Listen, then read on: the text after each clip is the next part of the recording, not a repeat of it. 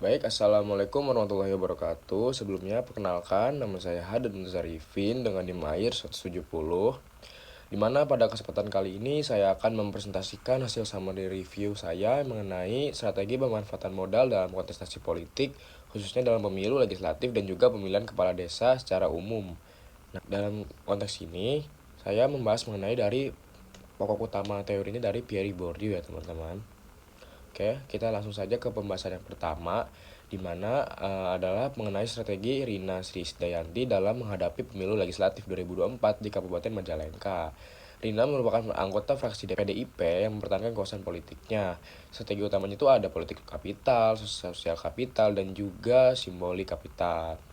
Di mana modal sosialnya ini terlihat dari hubungan baik dengan masyarakat, keluarga, komunitas, dan juga pendukung di daerah pemilihannya.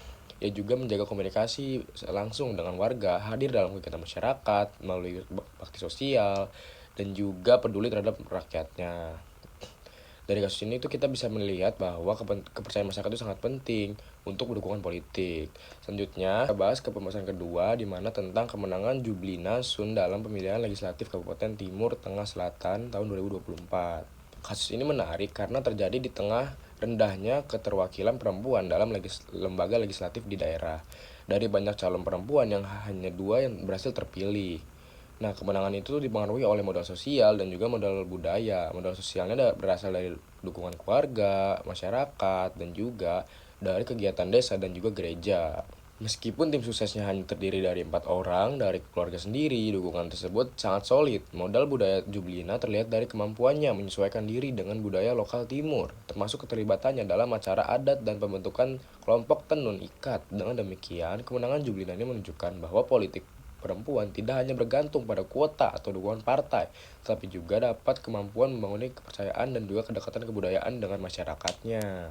Selanjutnya ada pembahasan ketiga mengenai modalitas politik Suhendra Sultan Al-Alif dan Aidi Purwanto dalam pemilihan legislatif 2024 di Dapil 2 Kabupaten Bangka Tengah. Keduanya berasal dari PDIP, tetapi memiliki latar belakang yang sangat berbeda. Suhendra merupakan aktor politik baru yang lebih menonjol, modal ekonomi dan juga modal simbolik. Modal ekonominya terlihat dari dana kampanye yang besar, sekitar 1,2 miliar rupiah. Sementara modal simbolik yang berasal dari nama besar dan jaringan ayahnya sebagai petani sawit sukses. Berbeda dengan Suhendra, Edi Purwanto sebagai petahana lebih mengandalkan modal sosial dan modal budaya.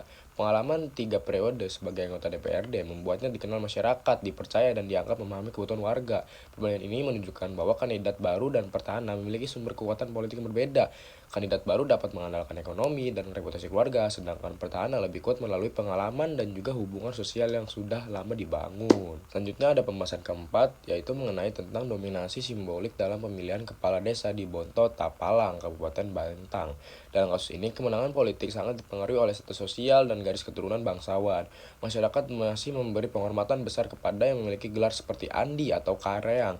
Gelar tersebut menjadi simbol kehormatan, kepemimpinan, dan juga kepercayaan sosial. Dengan menggunakan teori Bourdieu juga, dominasi ini dapat dipahami melalui hubungan antara habitus dan juga modal dan arena. Habitus bangsawan terbentuk dari pendidikan keluarga, sikap, etika, yang dianggap pantas oleh masyarakat. Modal ekonomi, modal sosial, dan juga modal simbolik juga memperkuat posisi kandidat bangsawan.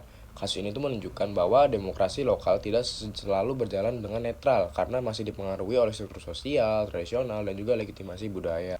Selanjutnya yang terakhir itu ada mengenai pembahasan modal sosial Partai Keadilan Sejahtera atau PKS dalam pemilu legislatif 2019. PKS berhasil membangun modal sosial melalui 3 indikator utama. Yang pertama ada jaringan sosial, norma sosial, dan juga kepercayaan. Dari norma sosial, PKS menyesuaikan diri dengan masyarakat Batam yang majemuk, terdiri dari berbagai suku dan agama. PKS tidak hanya menampilkan sebagai partai Islam saja, tetapi juga sebagai partai yang terbuka dan melayani masyarakat. Dari sisi jaringan juga, dia membangun rekrutmen kader melalui pendekatan individual, organisasi formal, dan non-formal. Sedangkan dari sisi kepercayaan, PKS itu membangun legitimasi melalui kegiatan sosial, advokasi, bantuan, dan juga solidaritas struktur partai. Hal ini menunjukkan bahwa partai politik juga membutuhkan dukungan hubungan sosial yang kuat agar dapat memperoleh dukungan masyarakatnya. Sekian, terima kasih. Wassalamualaikum warahmatullahi wabarakatuh.